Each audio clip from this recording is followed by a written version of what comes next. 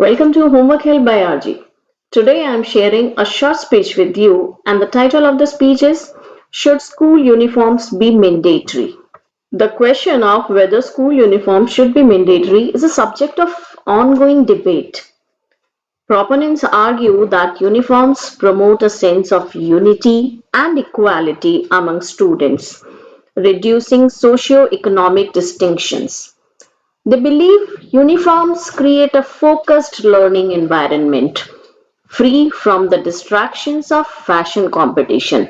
On the other hand, critics contend that mandatory uniforms infringe on students' freedom of expression and individuality.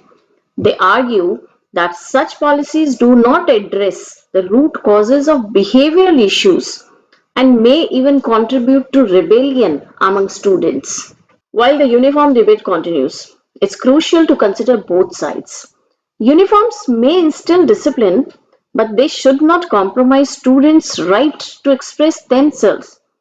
Striking a balance between fostering a sense of community and respecting individuality is key in addressing this issue.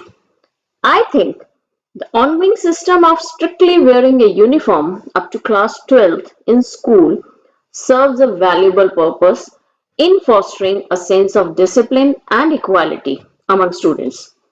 However, the liberty of wearing clothes as per one's own choice beyond that level, that means in colleges, can be beneficial in promoting individual expression and preparing students for the diverse dress codes they may encounter in various aspects of life in future.